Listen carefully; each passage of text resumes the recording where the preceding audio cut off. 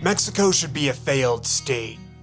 This has nothing to do with the people, culture, or even the politics, but rather with a more powerful force that cannot be changed: geography.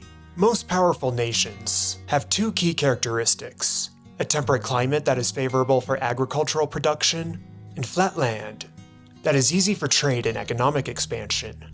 Mexico is far from being temperate or flat. The north is dominated by desert, which makes agricultural and economic growth incredibly difficult. The south is a rugged jungle, which has forced much of the local population into subsistence living.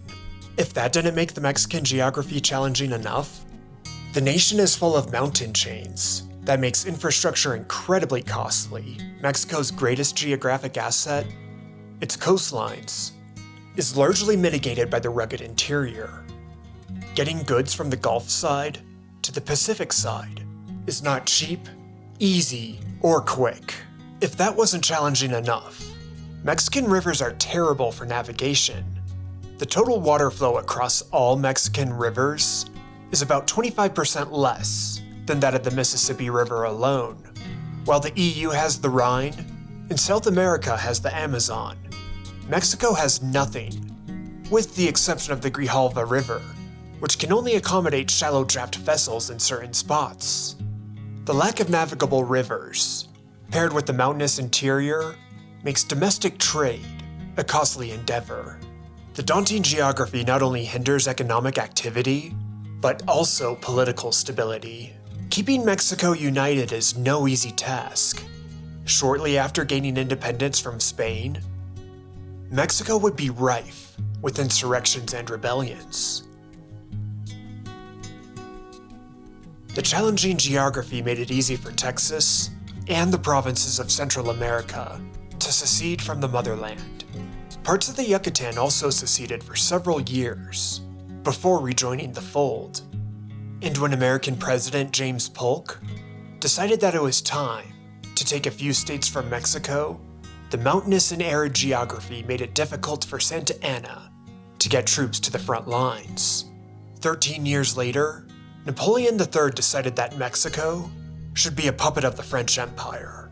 But even the mighty French couldn't handle Mexico's geography. Mexican Republicans were able to remain in power in certain states and would push the French out in about 5 years. Mexico's harsh geography would make political stability and economic advancement almost impossible.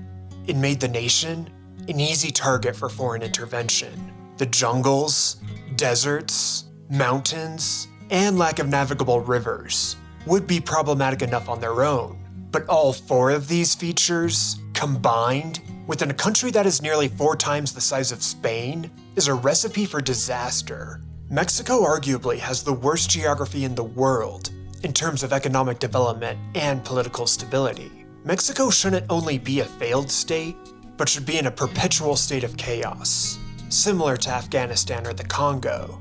Despite the insane geographical challenges, Mexico is actually doing pretty good. In fact, they're doing better than good. Mexico has the 13th largest economy when accounting for purchasing power parity. This makes the Mexican economy larger than that of South Korea, Canada, Saudi Arabia, Australia, and the Netherlands. While Mexico had a very turbulent history, the country has made huge gains in the past 100 years. Mexico's explosive growth is no coincidence, and by all indications, the Mexican economy will continue to enjoy impressive gains. The likelihood of Mexico reaching economic parity with G7 nations in the coming decades is practically a certainty. Through triumphant hard work, Mexico was able to conquer its formidable geography and get on the path to economic prosperity. Here's how they did it. But first, did you know that less than 1% of the viewers of this channel are subscribers? If you enjoy the work I do, be sure to subscribe so you can stay up to date on my latest videos. Subscriber count also makes it easier for me to get replies from subject matter experts when researching videos.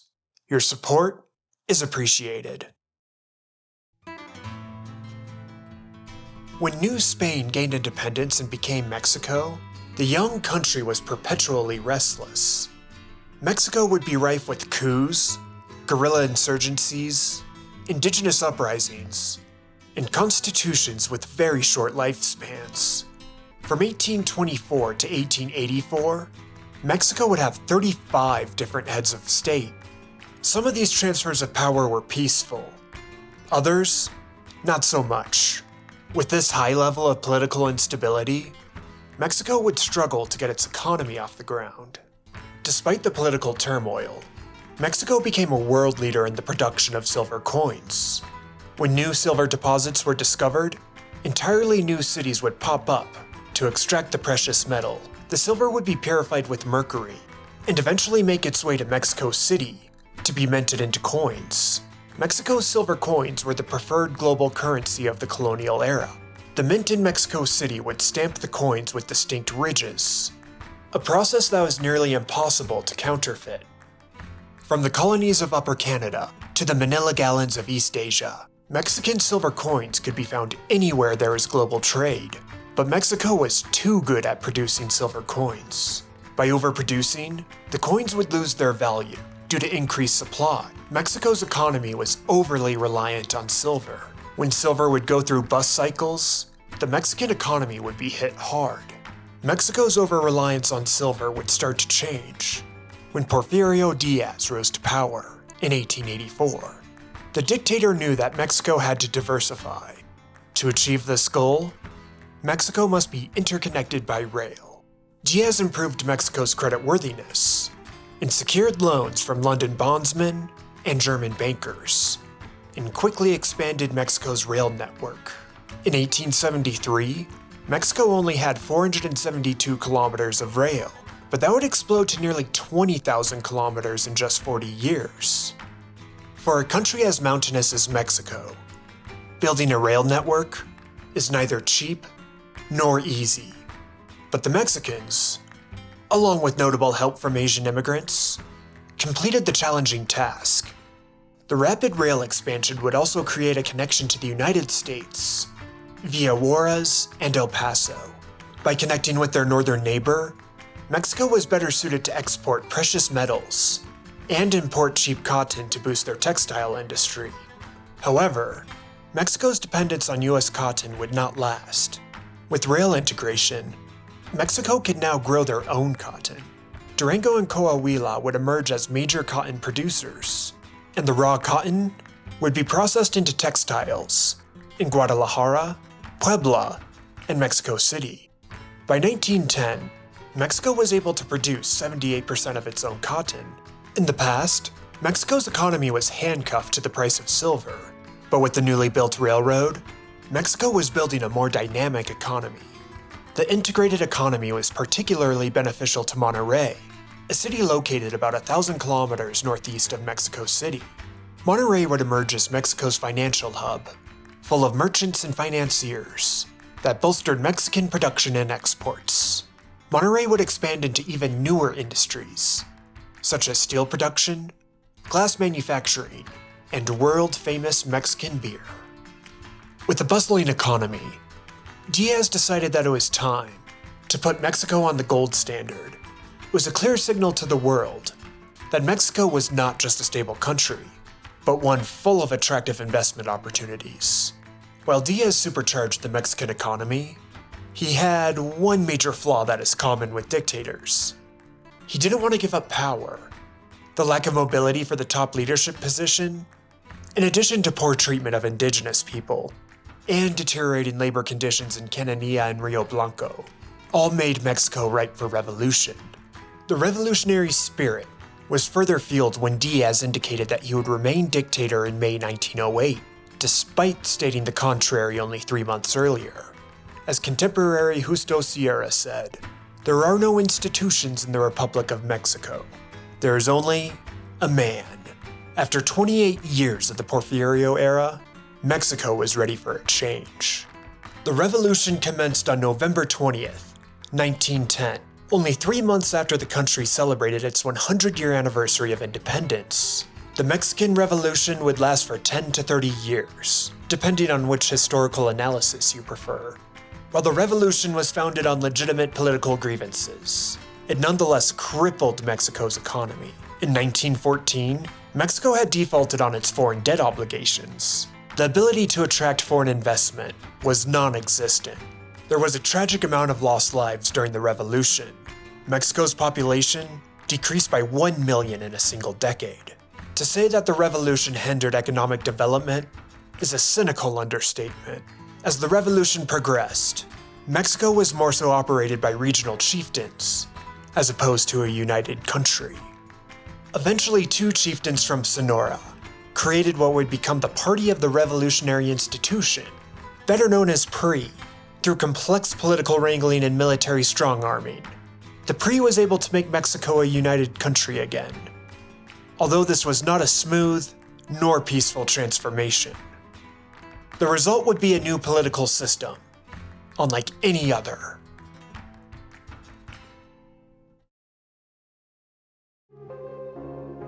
The PRI created a new political system that can't be easily classified. It drew inspiration from several political philosophies. The PRI could best be described as a monarchy with term limits. The president of Mexico was as powerful as a king, but had a strict 6-year term limit. When his term was approaching its end, the president would handpick his successor.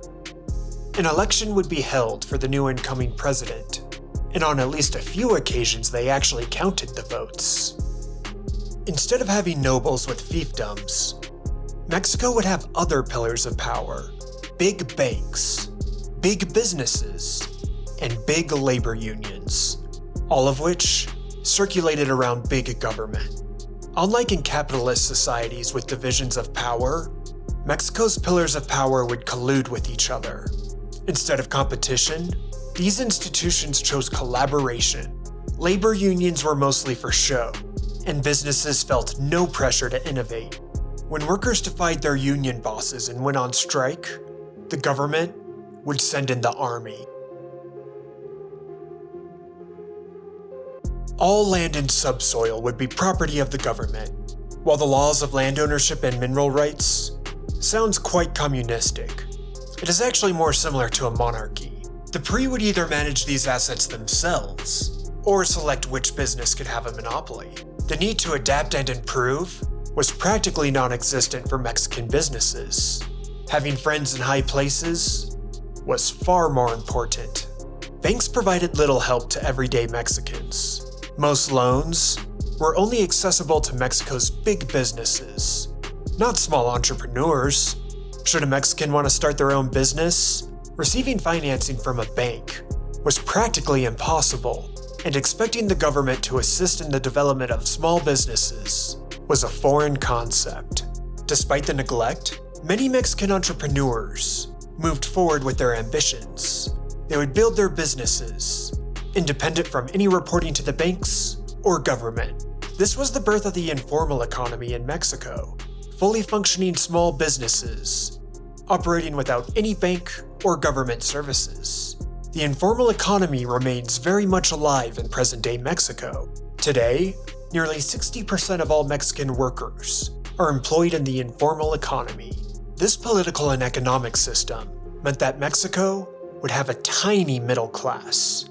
Extreme income inequality was the norm. In certain years, Mexico's inequality would be quite comparable to that of apartheid South Africa. While this does sound very dystopian, it provided something that was desperately needed in Mexico: stability.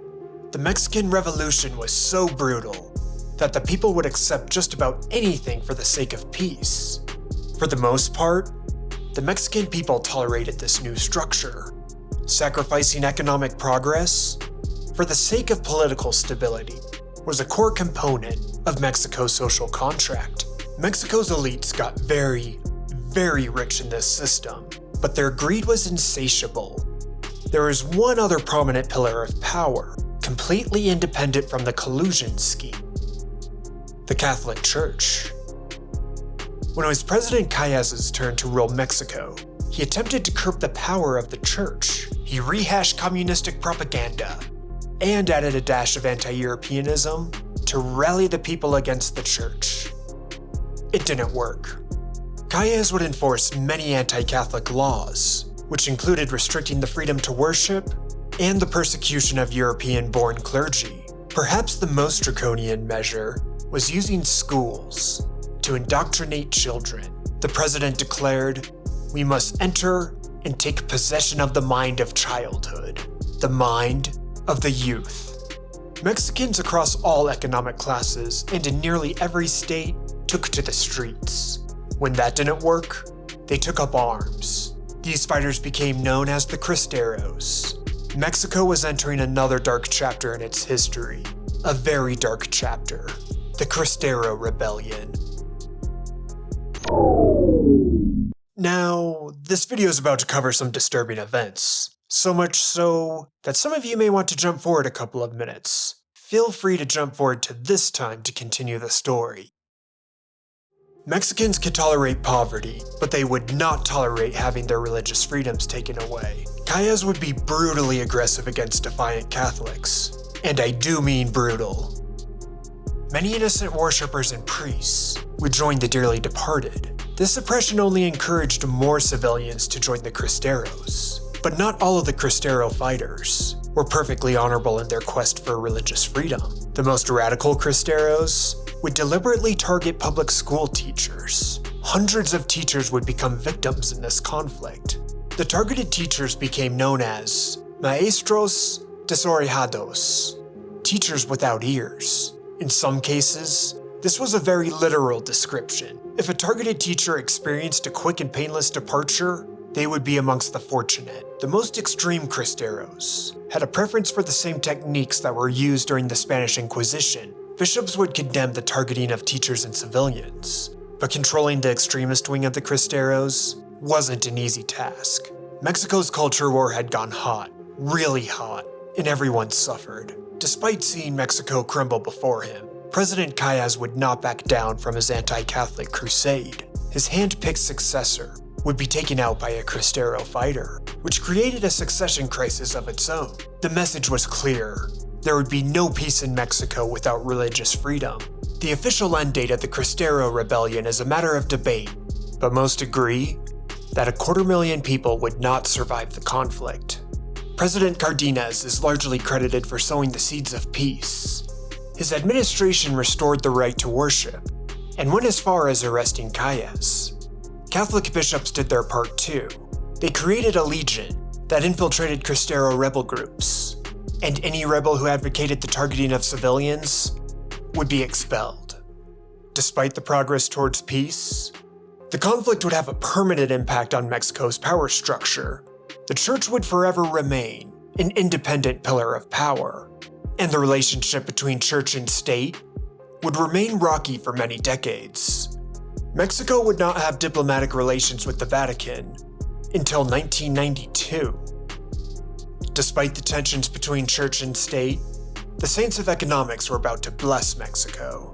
The nation was entering a miracle. While far from being a liberal democracy, the PRI proved its value during its first international crisis, the Great Depression. While most of the world was grappling with the economic crisis, the Mexican economy proved to be more resilient. Collusion of power can have its perks. During the Depression, the PRI would send shockwaves throughout the international community. The party decided to nationalize the entire oil industry throughout Mexico.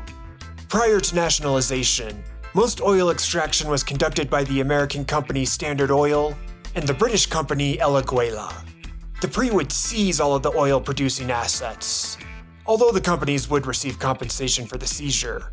With the newly acquired assets and nationalized oil rights, the PRI created a new state-owned oil monopoly called Petróleos Mexicanos, better known as Pemex.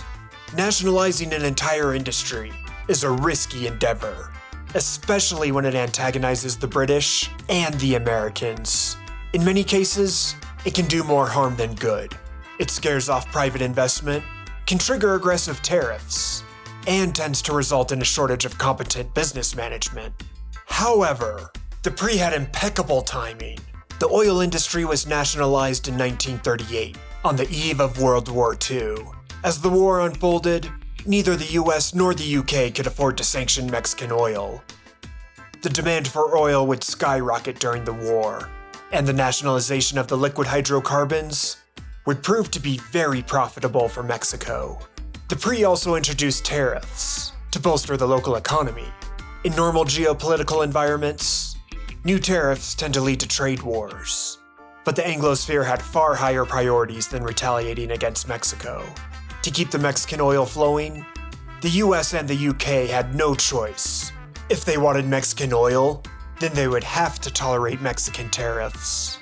This made Mexico a quasi-ally to the United States and the United Kingdom, and they would try to remain militarily neutral in the conflict. But Mexico's neutrality would not last. In the spring of 1942, German U-boats sank 2 Mexican oil tankers in the Gulf of Mexico. Mexico demanded an apology from the Germans, a demand that went unfulfilled. After receiving no response from Germany, Mexico would formally declare war on the Axis powers. This declaration would lead to the formation of the 201st Mexican Fighter Squadron, better known as the Aztec Eagles. The Eagles were based in Manila Bay in the Philippines, and were involved in nearly 800 combat sorties. After the war, the Aztec Eagles were welcomed as heroes. In the post-war economy, Mexico would adopt a very different economic strategy than most of the world. The prevailing economic theory predicted that international trade would ensure international peace. By trading for foreign goods, there would be no need to colonize or wage war for desired materials. Why go to war when every nation can get rich through trade? This economic theory would be the main inspiration for the European Union and modern globalization. Despite the new global trend, Mexico, along with most of Latin America, opted to stick with a more mercantilist strategy. In the post-war world, Mexico kept their economy isolated, with high tariffs, import quotas, and licenses that restricted imported goods. The Mexican economy would remain Mexican, regardless of what foreign economists thought. As Mexico was quite protectionist, exports would be a small sliver of the economy. Most of these exports were raw materials, such as precious metals and oil. As tariffs tend to be retaliatory, Mexican goods would be artificially expensive on the global market. Additionally, protected economies tend to produce inferior goods. Without pressure from foreign competition, Mexican goods didn't have to meet global standards to achieve domestic success. The PRI would have a very hands-on approach with domestic industries, making Mexico a mixed, corporatist economy. Big government and big business were deeply intertwined. Mexican companies could easily accept both private and government investment. Of course, government investment came with strings attached. Some of these conditions were for the benefit of the people. Other conditions reeked of corruption. Mexico would even go as far as to restrict the export of their oil. Better to keep energy prices low for domestic consumption. The isolated and mixed economy actually worked very well for Mexico. The nation would enjoy decades of impressive growth. Economists around the world were starting to dub Mexico's growth as the Mexican miracle. Little did the world know that Mexico was on the path to disaster, all due to a geopolitical crisis far, far away from North America.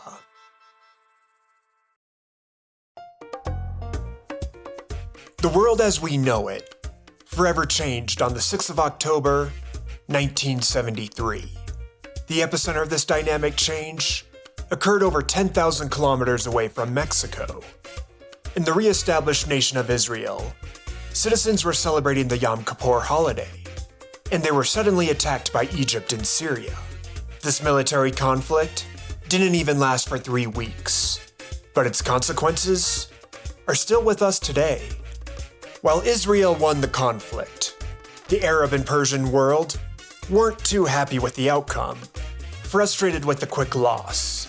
These nations decided to deploy a full-on oil embargo on Israel's closest allies. The main targets of the embargo included the United States, Canada, the United Kingdom, Japan, and the Netherlands. To prevent middlemen from bypassing the embargo, The OPEC nations also reduced oil production. Regardless of a nation's stance on the Israeli-Arab conflict, the entire world would feel the pain of OPEC's wrath. The oil-producing countries of the Arab world decided to use their oil as a political weapon. They will reduce oil production by 5% a month until the Israelis withdraw from occupied territories. In the end, the OPEC nations would cut oil production by 25%. When news of OPEC's moves became public, the price of oil skyrocketed. Mexico had little to worry about during this upheaval. One of the perks of having an isolated economy is protection from geopolitical chaos. This was especially true for Mexico, given that they had plenty of domestic oil. As Pemex wasn't exporting oil at this time, Mexico was shielded from skyrocketing oil prices. But with global oil prices so high, it sure would be nice if Mexico could cash in on the situation. In a short manner of time, Mexico couldn't resist the temptation and got back in the oil export game. And since prices were so incredibly high, why not go all in on oil? To truly bolster oil exports, Mexico took on quite a bit of foreign debt to expand oil production.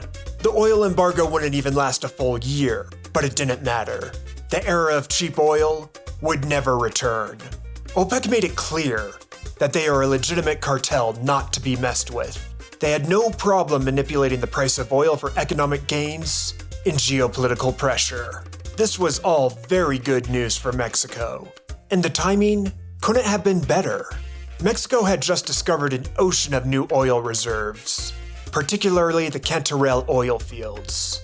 Mexico's known oil reserves increased by 151% between 1977 and 1978, and the government took on more debt to fund more extraction. Pemex was making a ton of money in the 70s.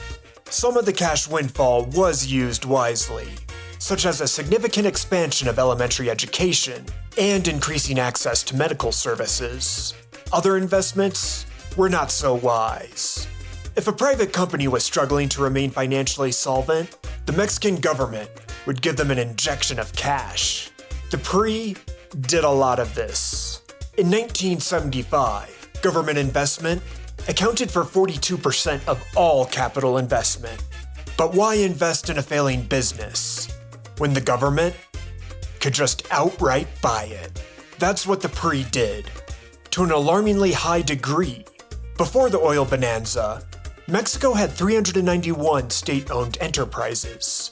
That number would triple in a decade. These state-owned enterprises did not need to be profitable. They could pay all of their bills with oil money. Subsidies to state-owned enterprises accounted for nearly 13% of Mexico's total GDP. The Mexican economy was artificially supported with oil profits. While this corporatist approach did protect failing companies and limit unemployment, it would not be sustainable. The policy of keeping dying businesses alive with oil profits was a very risky endeavor. If oil prices fell, Mexico would be in big trouble. Compounding the risk was Mexico's rising debts. The smart move would have used oil profits to pay off the debts that were used to build up the oil industry in the first place. But the PRI behaved in a way that assumed oil prices would never go down. Oil prices stayed mostly constant after the embargo ended, but they would surge again due to another conflict in the Middle East. The people of Iran decided that they very much don't like their Shah and decided to chase him out of the country. As Iran is a major oil producer, prices skyrocketed again. This was very good news for Mexico. But the second oil crisis would be short-lived. The oil shortage of the 70s would lead to the oil glut of the 80s. During the 1970s, Mexico wasn't the only country that had a strong reaction to the rise of oil prices. Other oil-rich, conflict-neutral nations also ramped up their oil production to cash in. The 5 embargoed nations also upped their oil and energy production. The United States started drilling in Alaska, the UK in the North Sea, and the Netherlands ramped up natural gas production in the Groningen gas fields. Canada pioneered new technologies to extract oil from the tar sands of Alberta. Japan had no fossil fuel reserves, so they made big investments in nuclear energy. Increased energy production wasn't the only reaction of the embargoed nations. They also made big strides to reduce consumption. The United States started mandating fuel efficiency standards for cars via the CAFE standard regulation, which remains in place to this day. The Netherlands made it illegal to drive on Sundays, which would be a major inspiration for present-day Dutch city design. Canada adopted a more greedy strategy. They decided to dramatically restrict their oil exports, which only worsened the crisis for their friends. The UK, which was already dealing with high inflation prior to the oil crisis, had to make more dramatic moves. Blackouts were very common in the kingdom, which forced retailers to use portable gas lamps to stay open. Industries that were heavily reliant on oil were restricted to 3-day work weeks, freeing up oil for the rest of the country. Japan was significantly more dependent on oil imports than any of the other embargoed nations. They had to make the most dramatic changes of the group. Pretty much every industry endured some type of restriction. This included limitations of Tokyo's famous neon lights and forcing bars and restaurants to close before sundown. Japan would also change their position in the Israeli-Arab conflict and realign to become more friendly to the OPEC nations. While energy travels at the speed of light, the effects of energy policy are painfully slow. No matter the energy source, new extraction and development can take years, sometimes even over a decade.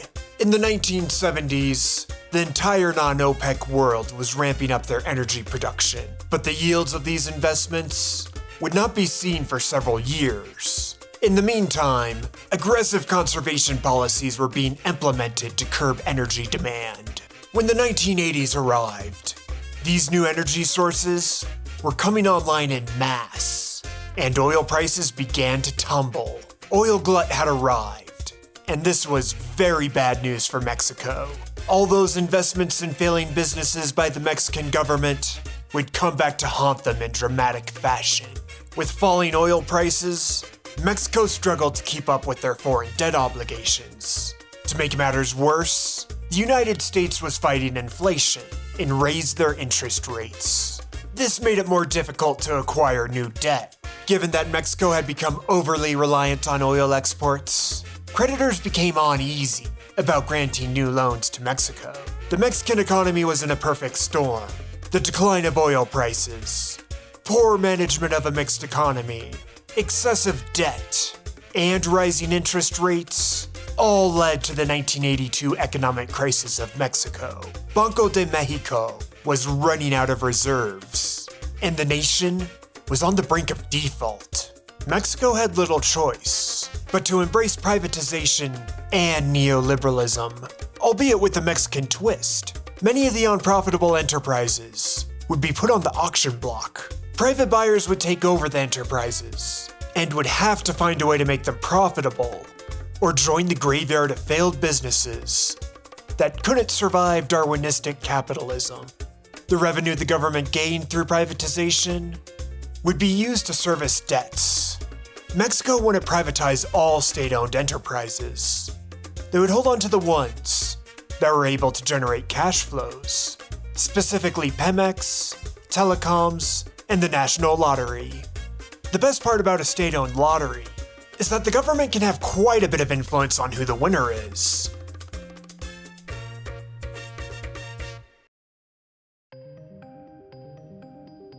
With the combination of privatization and the reduction of corporate welfare, it seemed that Mexico might get out of their economic mess with only a few scars. But then 1986 arrived, and things got even worse for Mexico. Oil prices would completely crash. Not dip, not slide, but full-on crash. Poor Mexico. So far from God, so close to oil. Mexico was now at the point where they were struggling to make interest payments on their debt. In order to keep providing the most basic government services, Mexico had to fire up the money printing machines. Mexico was embarking on a long and painful recession that was coupled with double-digit inflation. The Mexican economy was in a complete freefall. The 80s would be a painful time for most Mexicans and would be known as the lost decade. But the hard times would lead to radical transformations. Transformations that would not only save Mexico, but forever change the North American continent. Changes that still impact our lives today. Yo veo un México con hambre y con sed de justicia. Un México de gente agraviada por las distorsiones que imponen a la ley quienes deberían de servirla, de mujeres y hombres afligidos por abuso de las autoridades o por la arrogancia de las oficinas gubernamentales. No queremos priistas en la comodidad de la inercia, sino en el esfuerzo del cambio.